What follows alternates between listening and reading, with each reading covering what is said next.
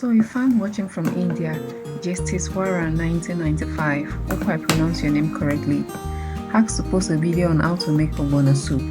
Justice, thanks so much for watching my videos, and also to the rest of my viewers, thanks so much as well. Let's start by adding our clean meats to the pots, some onions, catfish, Maggi seasoning, salt, dry grounded chili pepper, grounded Uziza sage,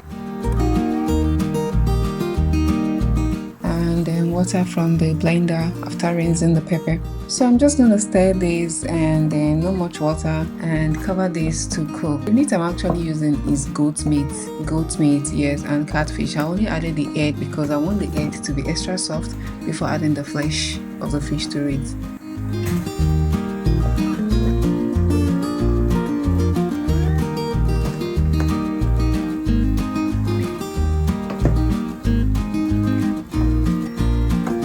Adding more water to it, then cover and allow this to cook.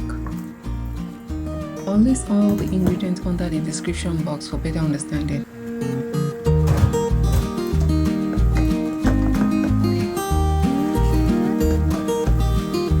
I'm going to add the fish to it. So this is a catfish, clean catfish. So I really watch the catfish because catfish comes with lots of dirt.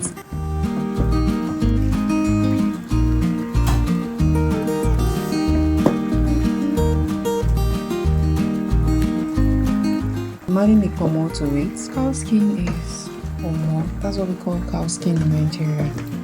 So I'll just be adding more water to it. Enough water to cook the soup. So I'm just adding like more extra pepper to it and then more seasoning if necessary. You just have to taste the water. And then the black stuff here is locust beans, dry locust beans. Yeah. We have different locust beans in Nigeria, different locust beans for different flavors. It just depends on what you're cooking. So I'm just adding palm oil to the major ingredients, which is ogbono. So you mix thoroughly and break every lump. Make sure you break every lump. And then I'm adding this to the meat, the boiling meat. So ogbono is actually like wild mango or bush mango, whatever you call it. Yeah, that is a seed. So for those who don't know it, when you see this meal and you feel like, oh, you can eat this, it is actually healthy. I'm adding more water to it because it gets thicker. My pot seems to be small for it, but I'll just manage it anyways. But you have to be careful if you're using a small pot. I would advise you use a larger pot for it, but me, I'm just being extra careful.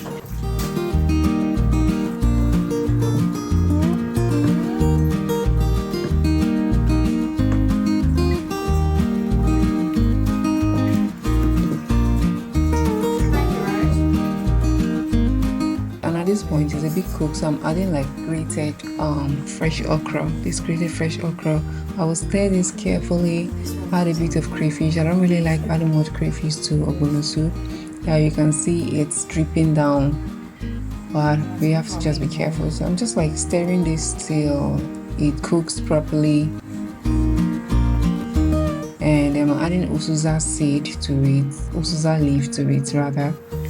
And then I'll just stir this. I'm using the flat spoon, as you can see in the video, which works better for me because the pot is smaller than the quantity of the soup.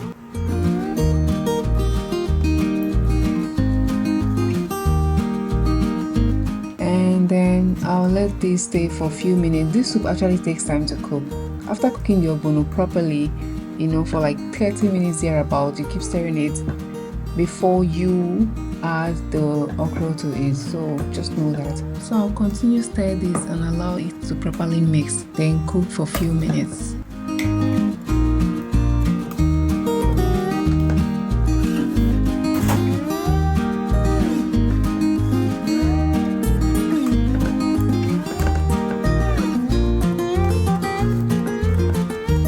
You can make ogbono soup without adding okra, but I prefer the okra version. So this is the vegetable method which I prefer. And at this point, it is very cooked, and it takes time to cook, but easy to cook. Yeah, so let me know what you think about this video. Thanks so much for watching. Just things, hope you enjoyed this video and hope you're gonna try it out. Thanks so much. And I'll be pairing this with pounded yam. I love pounded yam with ogbono soup. Ogbono soup, if you don't want to get fat, don't eat ogbono soup. It's a soup that actually make you eat so much because you wouldn't want to stop eating.